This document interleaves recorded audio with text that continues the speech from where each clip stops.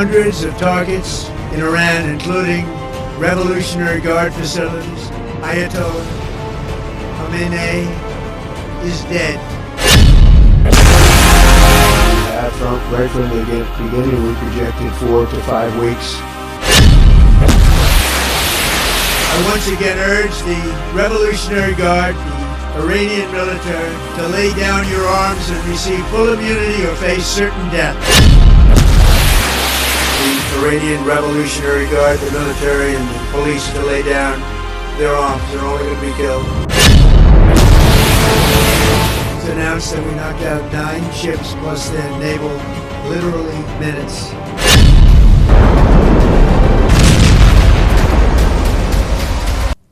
America और Israel बेशक लाख दावे कर रहे हों कि उन्होंने ईरान की कमर तोड़ दिया है और उसे कमजोर बना दिया है, लेकिन हकीकत तो यह है कि ईरान पर जंग थोपने वाले दोनों देश भी आर्थिक रूप से परेशान हैं।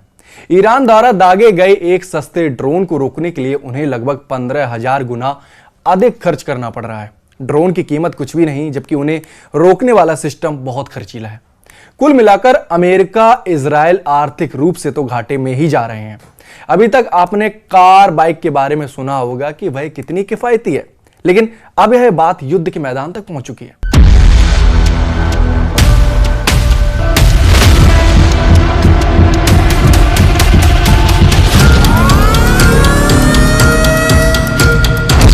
Revolutionary Guard, the military, and the police to lay down their arms. They're only going to be killed.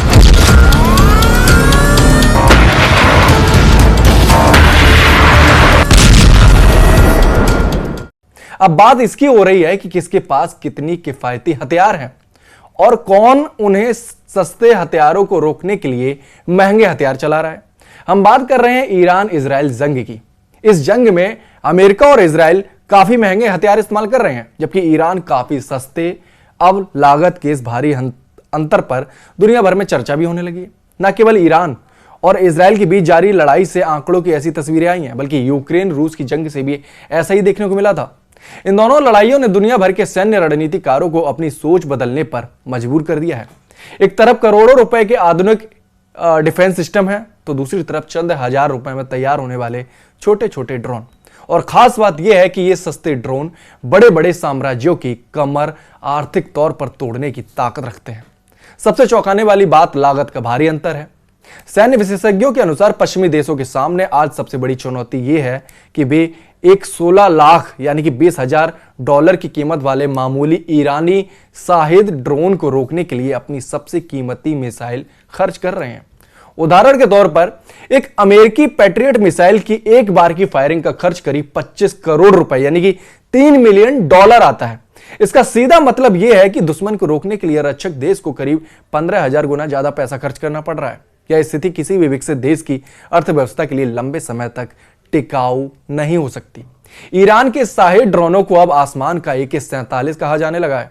ये ड्रोन दिखने में साधारण और उड़ने में धीमे हो सकते हैं, लेकिन इनका असली मकसद तबाही से ज्यादा दुश्मन को आर्थिक रूप से थकाना है। जब ईरान या उसके सहयोगी ड्रोनों की पूरी खेप एक साथ भेजते हैं, तो इजराइल या अमेरिका जैसे देशों को अपने एयर डिफेंस सिस्टम एक्टिव करने पड़ते हैं। एक टॉम हॉक क्रूज मिसाइल जिसकी कीमत करीब 21 करोड़ रुपए है यानी कि $2.5 मिलियन है, उसके मुकाबले महज 30 लाख रुपए का एक छोटा सा ल्यूकस ड्रोन तैनात करना कहीं ज्यादा समझदारी भरा सौदा साबित हो रहा है। हमलावर पक्ष जानता है कि भले ही उसके ड्रोन मार गिराए जाएं, लेकिन वे दुश्मन के उन कीमती इंटरसेप्टर्स को खत्म कर रहे हैं जिन्हें बनाने में सालों लगते हैं और अरबों का बजट खर्च होता है। जमीनी जंग में भी यही कहानी दोहराई जा रही है। यूक्रेन के युद्ध क्षेत्र में देखा गया है कि महज 33,000 से 42,000 रुपए यानी कि $400 से $500 की लागत वाला एक छोटा FPV ड्रोन जिसे रिमोट से चलाया जाता है, रूस के सबसे आधुनिक T-90M टैंक या अमेरिका के अब्राम्स टैंक को तबाह कर रहा है। एक औसत आधुनिक टैंक की कीमत 37 करोड़ से 66 करोड़ रुपए तक जाती है के बीच होती है, जबकि एक मामूली सा ड्रोन इतने महंगे टैंक को कबाड़ में तब्दील कर देता है, जो युद्ध का पूरा अर्थशास्त्र ही बदल रहा है। अकेले जनवरी के महीने में यूक्रेन ने ऐसे हजारों ड्रोन हमले किए जिन्होंने साबित कर दिया कि अब महंगे तोपखाने के बजाय ये सस्ते शिकारी ज्यादा असरदार हैं। हालांकि कुछ विशेषज्ञों का यह भी मानना है कि सस्ते होने का मतलब हमेशा जीत नहीं होता। Centre for strategic and international studies के आंकड़े बताते हैं कि जहां सस्ते ड्रोनों में से 90% को हवा में ही नष्ट कर दिया जाता है, तो वहीं रूस की महंगी इस्कंदर जैसी बैलिस्टिक मिसाइलें करीब 90% बार अपने निशाने पर हिट करती हैं। लेकिन असली मुद्दा सटीकता नहीं बल्कि संख्या का है। यदि कोई हमलावर देश हर महीने 2 लाख ड्रोन बनाने की क्षमता रखता है, तो दुनिया की कोई भी महंगी मिसाइल प्रणाली इतने बड़े पैमाने पर हमलों को झेलने के लिए पर्याप्त बजट नहीं जुटा पाएगी। इस संकट से निकलने के लिए अब दुनिया लेजर तकनीक की ओर देख रही है। ब्रिटेन की ड्रैगन फायर लेजर सिस्टम का इसका एक बड़ा उदाहरण है। हालांकि इसे बनाने में 1000 करोड़ से ज्यादा रुपए खर्च हुए हैं, लेकिन इसके एक शॉट की कीमत मात्र 1000 रुपए है। यह तकनीक भविष्य में उन सस्ते ड्रोनों को मुकाबला करने का एकमात्र रास्ता हो सकती है। अंततः ईरान और इजराइल के बीच की यह जंग दुनिया को यह सिखा रही है कि आने वाले समय में वही देश सुरक्षित रहेगा जो न केवल टेक्नोलॉजी में आगे होगा, बल्कि अपने दुश्मन को सस्ते में हराने का हुनर भी रखेगा।